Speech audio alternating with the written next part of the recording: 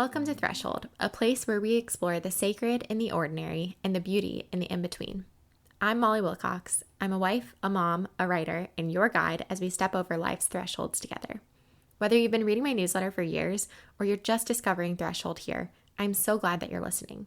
Together, we reflect on faith, creativity, and the small but meaningful ways we're being transformed in the everyday. Let's dive into this week's reflection.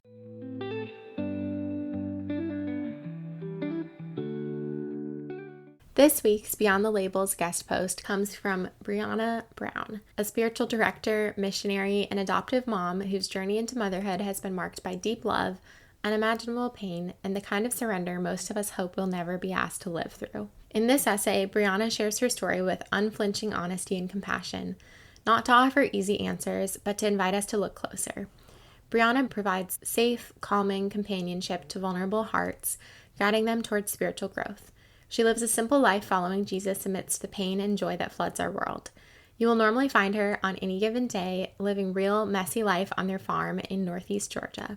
She lives with her family as missionaries to displaced diaspora, being resettled in their area. You can connect with her at www.briannambrown.com or on Substack. She also has a book, Soar, Noticing God While Discerning the Unfathomable. And just as a reminder, today's words are all from Brianna, but I will be narrating. I don't remember the family's name or the context of their story. I honestly can't even remember if my husband and I had flown to the other side of the world and met our oldest son yet. All I remember was seeing an article about an adoptive family being ridiculed for a choice they'd made. A choice I imagine they hadn't expected to make when they began their journey as a family. The words hurled at them by strangers behind screens were cruel. I can imagine the shame and accusations thrown their way, shattering the fragile pieces of their life even further. To be honest, at the time, I didn't even read much of their story because I was prideful and ignorant. I was naive to the repercussions that trauma can reverberate throughout a home. I was so confident in my human ability and would say, that would never happen to my family. But could it? Surely not.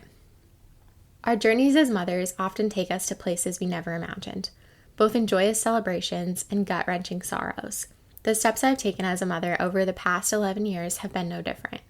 I've opened my soul to children who've grown close to my own heart and poured my heart out for another child who grew next to another mother's heart.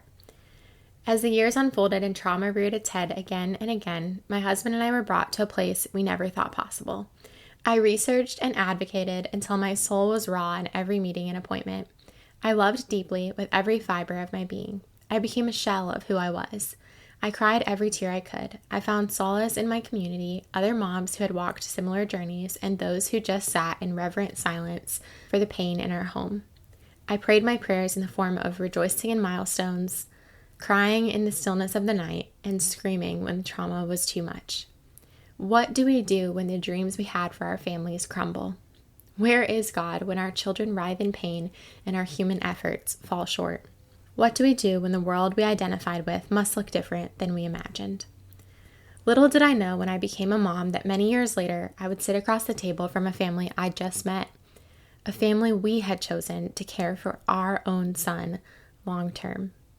My pride and naivety were gone. I was the most raw I'd ever been. I was truly surrendering a child I loved with every ounce of my soul over to God, hoping that He was writing a story more grand than I could ever imagine. I would never again be the same adoptive mom I was before. How could an adoptive mom give her child up? How could I do this to my whole family? Had God abandoned us in a calling He'd given us? Would He redeem this situation? Will we destroy our family by doing this? Every question that hid in the closet, too scared to come out, was asked. There are no simple answers to the complex and deeply emotional questions we hold. There's no quick fix to the pain we navigate in motherhood. But here's what I do know. When God calls us into motherhood, He doesn't set us up for failure. He doesn't set us up to drown in shame. He invites us to daily receive His love, letting it be breath in our lungs, because He is enough. He has called us to love Him so deeply that we can't help but love others and bring them along in our journey with Him. We are invited by our Heavenly Father to release our white-knuckled grip on the labels and ideas we once clung to. We are safe to exhale and be called a beloved child of God. That will always be enough.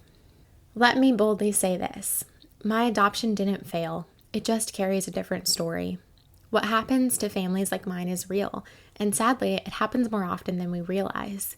You may even know a family right now with biological or adoptive children walking through similar pain.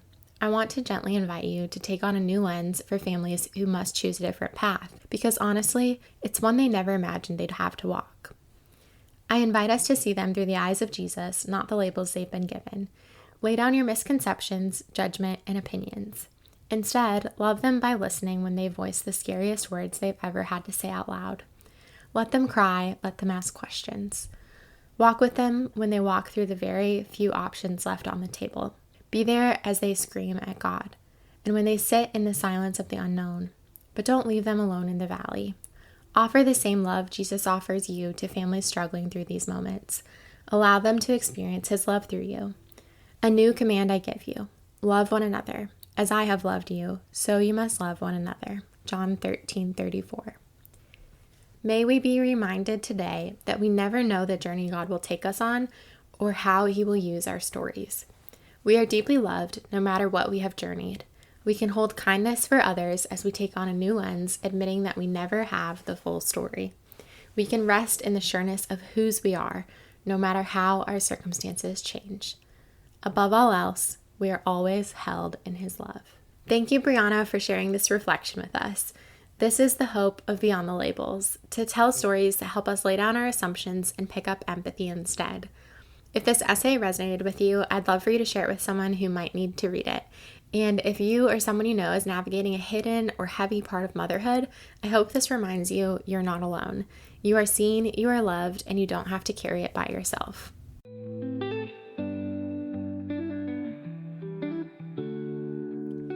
Thanks for spending time with me today on Threshold. If this episode resonated with you, I'd love for you to share it with a friend, subscribe, or leave a review. It all helps so much.